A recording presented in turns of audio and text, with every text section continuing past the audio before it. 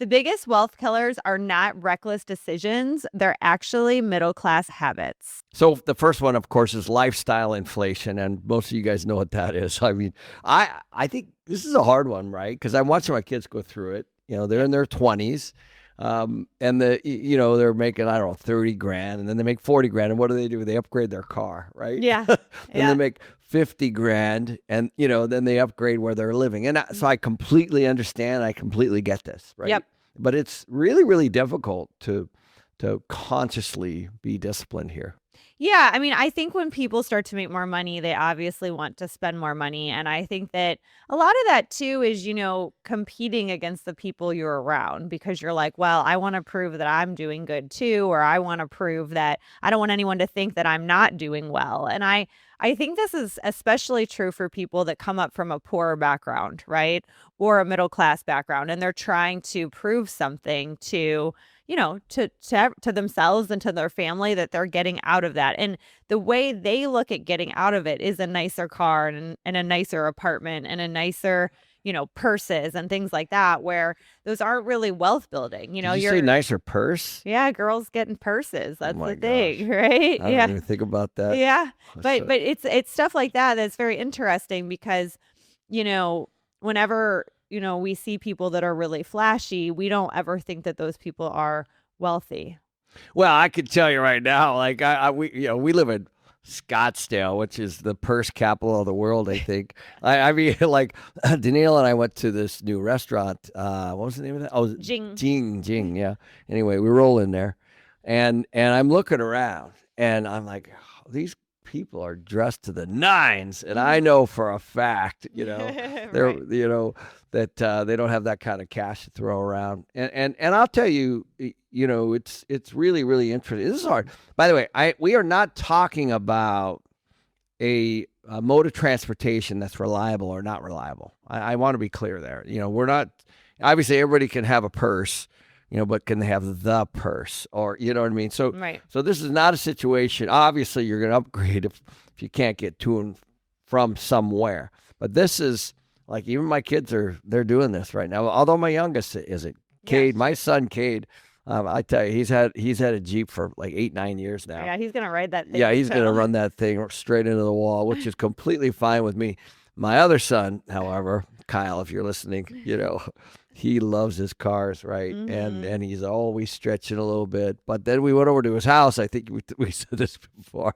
He bought a house. And the backyard, the lawn was up to my knees, right? I'm like, Kyle, seriously? So anyway, but the point is the priority, right? Like the shifting of priorities. What is a priority?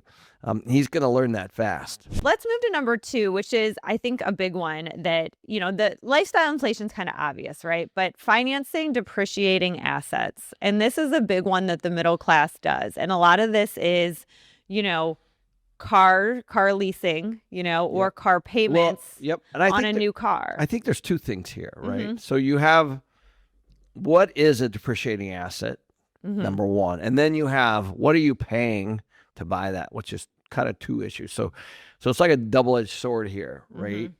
And so it might surprise you guys to know that, honestly, this is absolute truth. From the 30s, the 40s, and even into my 50s, I never actually personally ever bought a new car. Yep. Ever. Not one time.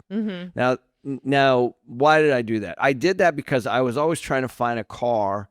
Now, you guys know I love my cars, but I was always trying to find a car with, 5 to 10,000 miles on it, a year or two old, that had already kind of taken that hit. And I never leased a car in my life, not once, even though, they kind of make it sound like it's a business expense and all that kind of crap.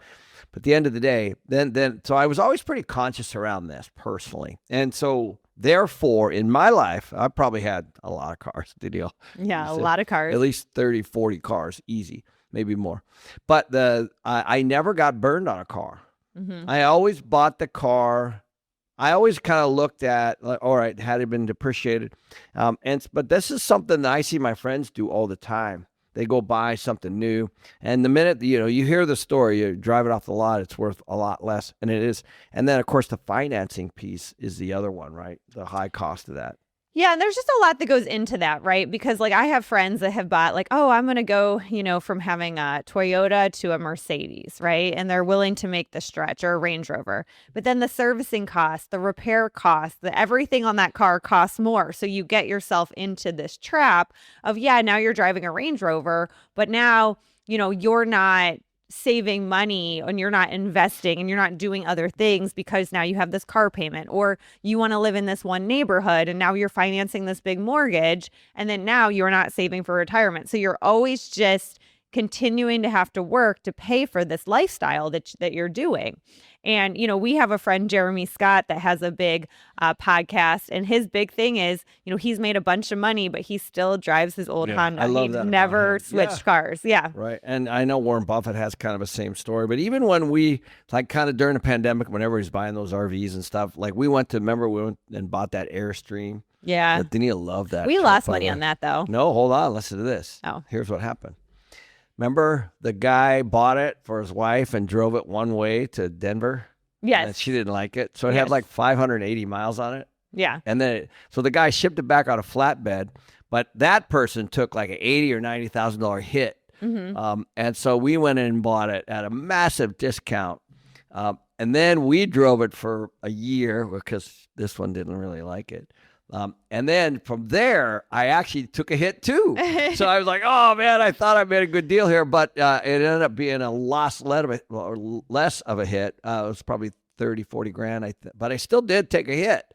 So now we did put, I don't know, 6, 7, 8,000 miles on it or something, because we drove all over the country. So I suppose that was something. But the point is, I'm always really trying not to buy new, right, if I can. And I think it's important, no matter what it is, on a boat, on an RV, on a car, and what, just look at what depreciates. And there's a whole heck of a lot of people that do that.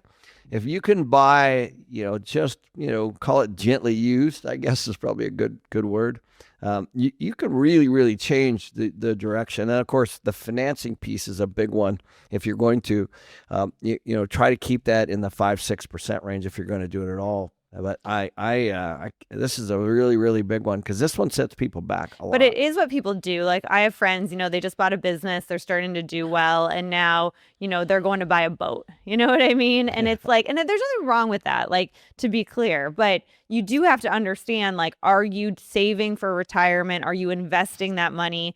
Or are you just buying a boat and then putting that stuff on the back burner? Because you're never going to get financially free if you keep taking on payments. Well, and one other thing is the whole point, if you think about it, is for them to keep you in negative equity situation. I mean, if you owned a boat dealership or a car dealership or whatever, obviously what you want is a customer for life. So you're going to put them in a position to where there's only so many miles you can drive a year, and you want them to come into you with a $7,000, $8,000, $9,000, $10,000 negative. It's because what do? They just, no problem. We just roll it into the next one. And so they just keep kicking the can down the road. And so this is a big one that's right under everybody's noses. It's easily solvable. That's my biggest thing with car leases, right? Like I've never done a car lease and I didn't really understand them. But then now talking to people that do them, I mean, they basically, you have a big bill at the end of the lease, but they say, instead of paying that bill, we can just roll you into a new lease. And then people do that, but then that debt doesn't go away. It just rolls into the new lease.